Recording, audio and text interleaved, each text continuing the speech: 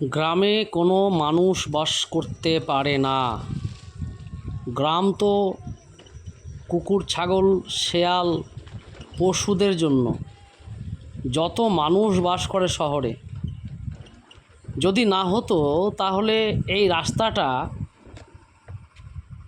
সারাই করা হতো। এটা আমাদের মুর্শিদাবাদের একটি রাস্তা, মুর্শিদাবাদ বললে ভুল হবে, এটা আমাদের ভারতবর্ষের একটি রাস্তা, আমাদের পশ্চিমবঙ্গের একটি রাস্তা, এটা আমাদের ভারতবর্ষ। একবিংশ শতাব্দীতে মানুষ চাঁদে যাচ্ছে।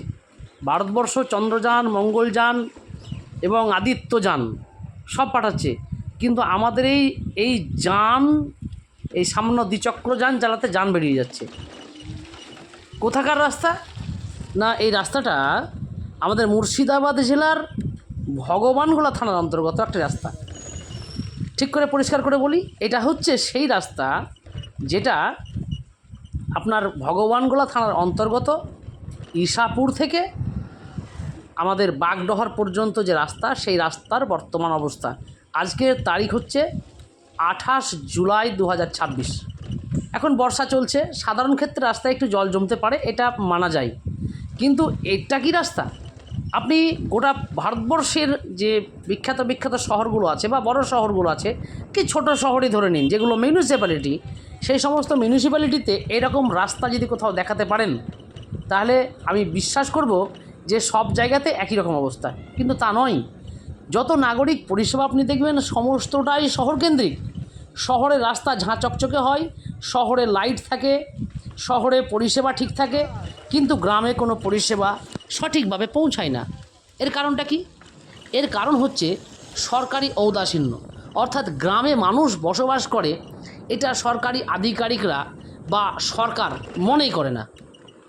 এই রাস্তা নিয়ে কেউ কোনোদিন কিছু বলতেও পারে না।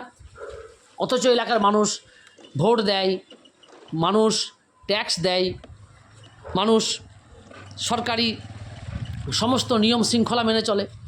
তবে রাস্তার অবস্থা এরকম কেন হবে? বলতে পারবেন? আমরা যে কোথায় বসবাস করছি, এটা কি আমাদের এইটুকুটা পাবার জন্য কি আমরা স্বাধীন দেশের নাগরিক বলে গর্ব করব? তো আমার মনে হয় যে এই বিষয়গুলো প্রত্যেকটা সরকারের প্রত্যেকটা আধিকারিকের দেখা উচিত, এবং যারা এই রাস্তার জন্য দায়ী তাদেরকে কঠোরতম শাস্তি দেওয়া উচিত। কারণ এই রাস্তাটা যখন তৈরি হয় তখন তারা ঠিকভাবে তৈরি করতে পারেনি। তাদের অকর্মণ্যতার জন্য, তাদের ভুলের জন্য আজকে এই অবস্থা জনগণের। জনগণ কী চায়? জনগণ একটু রাস্তা দিয়ে চলবে। আচ্ছা, এই যে এই এলাকায় মোটামুটি 50 থেকে 60টি গ্রামের মানুষ বসবাস করে, এই এলাকার রাস্তা দিয়ে চলাফেরা করে। জিয়াগঞ্জ যাওয়ার একমাত্র রাস্তা হচ্ছে এইটা, এবং এই জিয়াগঞ্জ থেকে বহরমপুর হয়ে সমস্ত জায়গায় পৌঁছানো যায় এই রাস্তা দিয়ে। এদিকে আজিমগঞ্জ যাওয়া যায়, আর এদিকে লালগোলার একটা বিরাট অংশ এই রাস্তার ওপর নির্ভরশীল। কিন্তু বর্ষার সময় রাস্তাটি মানুষ চলাচল করতে পারে না। তাহলে ভাবুন, একটা সাধারণ মানুষ যেতে পারছে না, তাহলে এই এলাকায় যদি কোনো মানুষ রাত্রেবেলায় কোনো চিকিৎসার প্রয়োজন হয়, অ্যাম্বুলেন্সের প্রয়োজন হয়, তাহলে আপনি আশা করতে পারেন সেই মানুষটা বাঁচবে? আপনি আশা করতে পারেন সেই মানুষটাকে চিকিৎসা পরিষেবা দেওয়া যেতে পারে? কী করে আশা করতে পারেন? তাহলে এই রাস্তাটা যারা তৈরি করেছে, কনস্ট্রাকশন করেছে, তারা তো মোটা অঙ্কের টাকা নিয়ে কনস্ট্রাকশন করেছে, বেশি দিনও হয়নি। এবং প্রত্যেকবার, যাই হোক, আমি জানি না কেন এরকম হয়।